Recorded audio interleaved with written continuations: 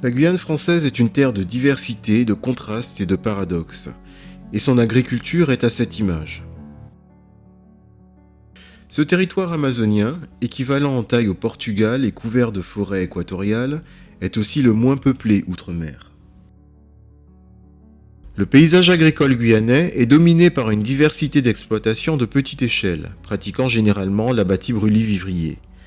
L'ouest du département en recense le plus grand nombre. Mais c'est l'agriculture conventionnelle, dite de filière, qui est au centre de toutes les attentions, des ressources financières à l'assistance technique. Cette forme d'agriculture ne représente pourtant qu'un nombre très limité d'exploitations.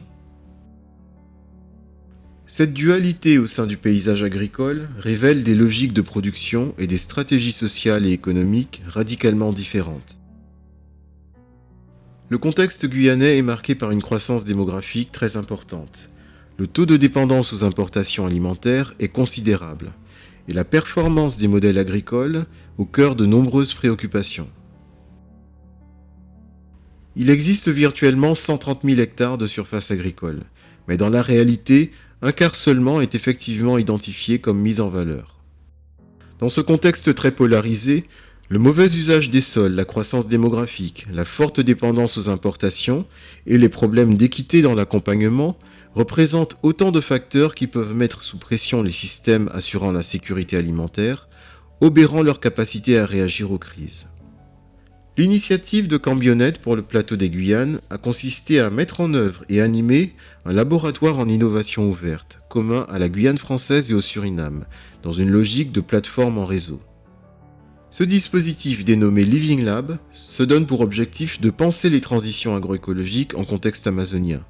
Les acteurs de terrain se trouvent au cœur de l'innovation agricole, dans cette expérimentation portée par le GDI sur le territoire guyanais et l'université Anton de Kom au Suriname. Dans chaque contexte, il représente une contribution spécifique aux enjeux de modernisation. Un Living Lab met en œuvre des espaces de collaboration permettant aux acteurs de l'agriculture de se rassembler et d'élaborer ensemble des solutions durables, mais également d'en faciliter la diffusion.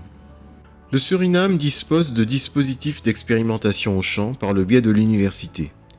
En Guyane, le choix a été d'orienter la plateforme sur des logiques d'apprentissage, de renforcement des capacités des acteurs, autour des problématiques de conception des exploitations. La question de la reconception des exploitations est apparue comme un fil d'Ariane tout au long de l'animation, pour tenter de sortir de la dualité entre agriculture conventionnelle et agriculture de petite échelle. Le format Living Lab permet une co-conception qui entend dépasser la vision classique, linéaire et descendante de l'innovation agricole, qui n'a pas toujours fait la preuve de son efficacité. En Guyane, la commune de Monsigny-Tonnet-Grande a rapidement été identifiée comme un territoire très favorable pour initier cette expérimentation, du fait principalement de l'écosystème d'acteurs présents. Mais le dispositif a progressivement engagé d'autres acteurs, notamment de l'ouest guyanais. L'initiative, largement soutenue par la mairie, a permis de rassembler une diversité de parties prenantes. Agriculteurs, chercheurs, ingénieurs, agrotransformateurs, décideurs politiques et consommateurs, pour discuter et collaborer sur la manière de concevoir des exploitations performantes et viables. Néanmoins, penser les transitions, changer de stratégie quand c'est nécessaire, penser la complexité, mobilise un outillage méthodologique particulier qui a été amené sous forme d'objets intermédiaires. Ces objets frontières sont autant des concepts méthodologiques comme la pensée design et le biomimétisme, des outils comme la modélisation que des ateliers en salle, des ateliers de redesign sur les exploitations, des supports audiovisuels ou encore la participation à des écoles techniques. La dimension complexe et collective de l'innovation pose la question de comment hybrider des connaissances multiples pour accompagner ce processus. Il est très vite apparu l'importance d'amener les participants à penser comme des concepteurs, à la fois pour élaborer des propositions, mais aussi résoudre des problèmes compliqués et remettre le vivant et ses stratégies au cœur du prototypage. Les défis que porte l'agriculture représentent des enjeux majeurs pour les décennies à venir. Assurer la sécurité alimentaire, accompagner les transitions agroécologiques et bioéconomiques, climatiques, énergétiques, et préserver la biodiversité. Relever ces défis dans un contexte de changements globaux requiert un profond renouvellement des modèles agricoles et de la vision de l'innovation.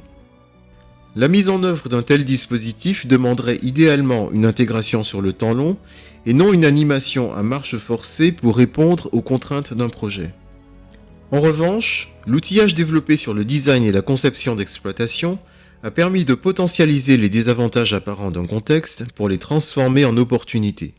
Ce travail a été l'occasion de sortir de blocages techniques et intellectuels récurrents pour envisager l'agriculture véritablement en régime d'abondance.